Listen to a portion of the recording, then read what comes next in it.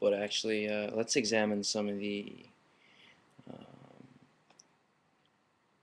more confusing or maybe less unknown evidence or information about 9/11 that maybe most people out there might not know about or have never heard of, but generally wouldn't hear it in the mainstream media. And that's exactly the point: is why are these people not talking about World Trade Center Building 7 and its collapse at 5:20 roughly in the afternoon on 9/11, and the fact that no planes or significant amount of the debris really fell on that building. Other buildings in the complex were crushed, but didn't collapse. They were crushed by falling debris.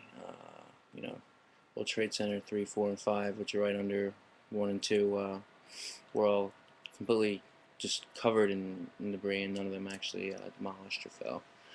But World Trade Center Building 7 is perhaps the most interesting aspect of 9/11 that most people out there don't know about, because the media on their anniversaries of 9/11 since, and whenever they bring up 9/11 for any issue in the news, they never re-show, they never reproduce the images of World Trade Center Building 7 collapsing. And I think that's why most people have, when you say, what about Building 7 on 9/11, most people say, well, it's Building 7.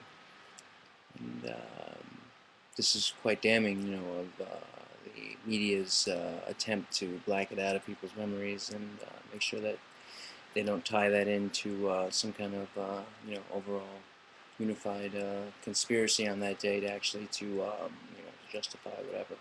But we're not going to get into why they would have done the unthinkable on that day, the government, but or maybe special private interests within the government, not necessarily the the hardworking men and women of the government that actually do work and to serve the people. I'm talking about the interests, the shady corporate cabal of corporations that have their influence from Wall Street, and then they have all this influence in government because they Obama administration and all these other administrations, these puppet administrations, put in these lobbyists in their administration, and the Secretary of the Treasury Department and the Defense Department, and that's mainly because of the corporate influence from the military-industrial complex of America, and the other corporate influences as well. But we're getting off the issue a little bit. Back to Building 7. Um, most people don't know or have never heard of Building 7 because of the media's blackout of it, like I said. But what happened with Building 7 is there were a few scattered fires. And if you look in the 9/11 Commission report, it's in there very briefly, and the 9/11 Commission report basically has no explanation to the collapse. They suppose it's due to fires, and I think they propose the fact that an energy or a gas tank or something blew up in the bottom levels that might have severely damaged the infrastructure of the building, causing it to collapse. But you have Larry Silverstein, the leaseholder of the World Trade Center complex, on PBS weeks or days after 9/11, saying that they had no choice but to pull it in regards to World Trade Center Building 7. And he said that and then they made that decision and they watched the building collapse.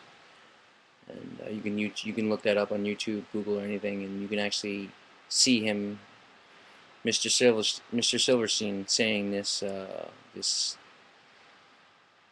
damning information. And when you look back and look at the logistics of installing or hardwiring a building to explode, especially on its own footprint, in such a controlled manner as the way that World Trade Center Building 7 did collapse. And you can go on YouTube and look that up too. You can type in World Trade Center Building 7 or WTC 7 collapse, and you can watch that collapse yourself and make your own uh, determinations about whether or not it was a controlled demolition or not. But when you look at the prospect of how long it would take to wire a building to collapse, and you talk to actual demolition experts and structural engineers in the fields that have not been paid off by government, who have not been manipulated to put out false information, but are just presenting the facts. And most of them say that in fact there's this. It's everything that in the footage of the collapse points to a controlled demolition of World Trade Center Building 7. And you'd ask, why would they destroy this building if no fires, if the fires that were reported to be in the building were reported to be able, the fire department reported to be able to knock the fires out.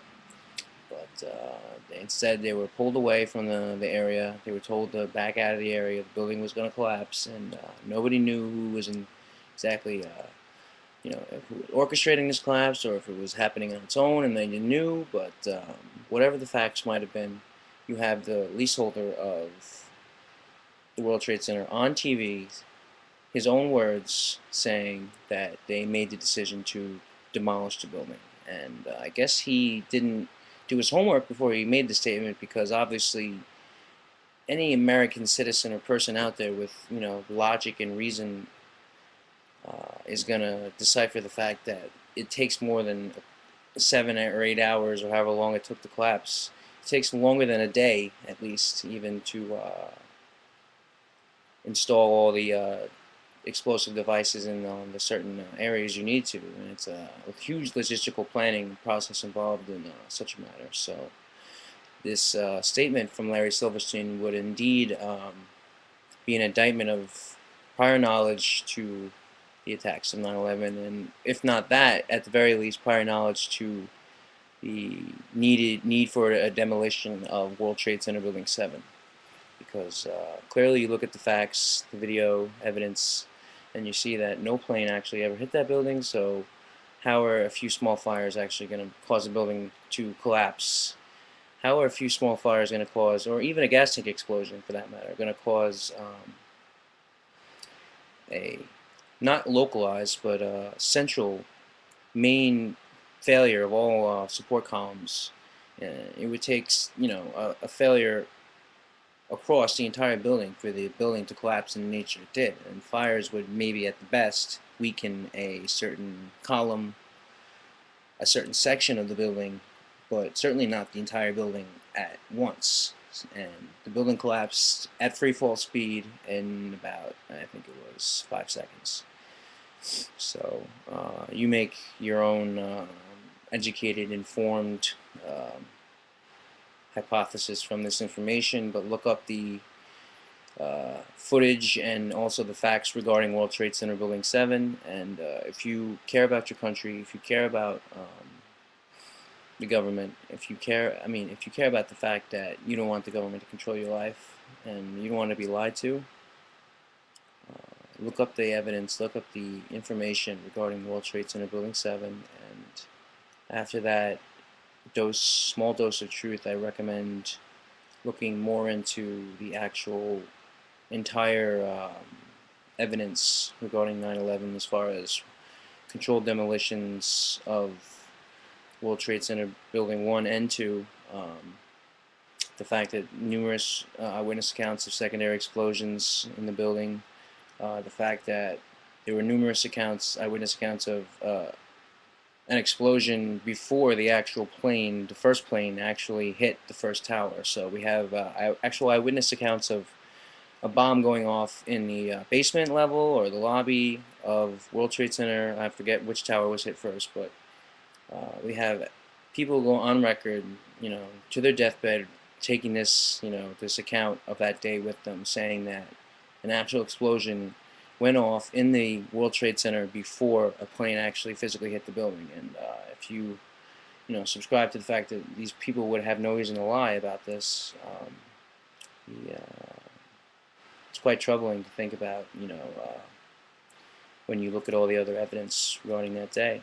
And I encourage you to do your own research, and I encourage you to tell as many people as you can about this, because we need to start waking people up to the facts. And if you still don't believe me or the evidence I presented today, or think I'm some kind of crackpot conspiracy nutcase, I just want to let you know that I'm 24 years old. I have a college education. I pay my taxes. I have no reason to have formed some kind of conspiracy plot. I'm a concerned citizen. I don't want to believe that my government would do this. I don't want to believe that any government would do this to their own people. But I have to look at the evidence as a skeptical individual and someone who asks questions, and I want to know the truth myself, and I want other people to know the truth as well.